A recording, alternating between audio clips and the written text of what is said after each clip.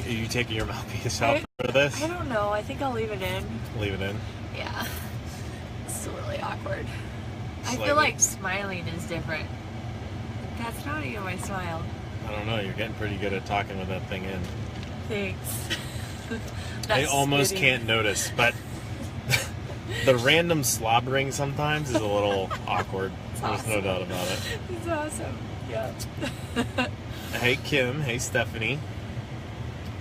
Robert. What's happening? We're actually right now getting ready to take off over to Prove It HQ right now. They're going to work on a couple projects that we're getting ready to really create some awesome structure and guidelines for some of the things that we're doing moving forward. But before we did that, we're in Louisville, Kentucky right now.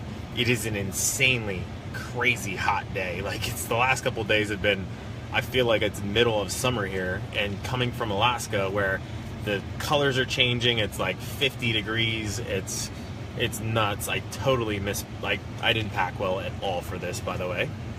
Hey, Chris. Hey, Robert. But the reason I wanted to jump on here was, number one, I am not doing nearly enough of these videos, and I'm always talking about creating awareness, leading with education, all these things, and I obviously have gaps in my own life, and this is such a great platform to be able to, to execute on that stuff. So, and it keeps me accountable ultimately too. So, with all of that being said, we have been talking a lot lately about the importance of environments and why environments are so incredibly important, and the environment you put yourself in is ultimately going to dictate the direction that you're going in, or it's going to feed it or it's going to take away from it. It's going to subtract or it's going to add. Your environment is so insanely important. GPS connected. And GPS is connected right now. But that point being, and they kind of really go hand in hand. So seeking out coaching and mentorship in your life, by the way, it's a point that my mentor brings to my attention pretty frequently, is there's a big difference between a coach and a mentor. A coach is somebody that can really just, it's someone there to keep you accountable to habits and actions and executing on things, right? Creating some accountability for you. But ultimately, there's a point where coaching ends and mentorship begins. And so they can actually go hand in hand. A coach can also be a mentor, but a mentor is truly somebody that is where you want to be and that absolutely has the skills, the current credibility, and the fruit on the tree, if you will, to be able to actually direct you and guide you in the direction you want to go. And here's what I'm going to tell you.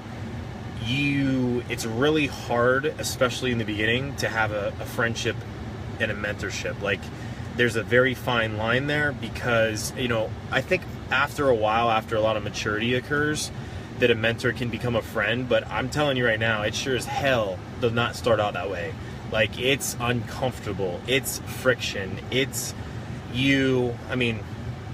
So many people in life right now are so comfortable with where they're at and what they're doing. When somebody comes in and creates an element of discomfort, this is tough. It's really tough. And I said this the other day on a Zoom, as I said that you truly know if you found a mentor when you're, speaking, or when you're in your presence, you get a little nervous. And you meant to say one thing and you end up saying and rambling, and it's okay. Like, that's a good thing, right? You're in a place where you're performing and you want to perform for somebody, and that's a really good thing, by the way. But there's a lot of coaching out there that happens today where there are individuals, I think, that kind of misdirect, or like lack of expectation, that kind of makes you believe that they are what they're really not, and don't even have the ability to be.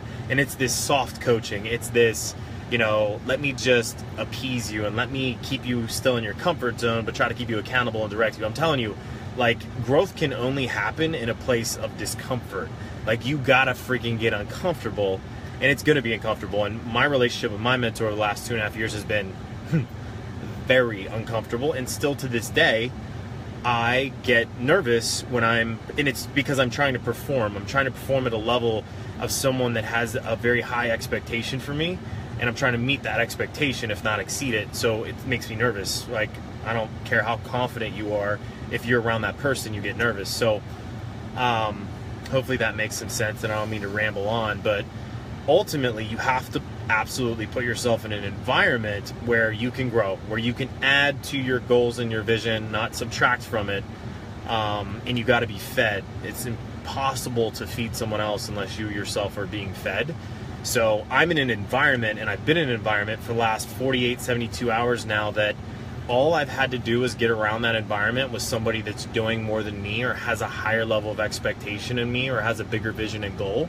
And all of a sudden I catch fire. Like, I thought coming here I was on fire, but it's not until you put yourself in that environment that you realize how much more fire is possible, right? How much bigger that can be. So I am here with one of my absolute best friends, which have become out of very uncomfortable situations and scenarios early on, but we've developed that, and she could probably give you a whole different aspect on that. But she's a business partner, and she's really become an incredible friend.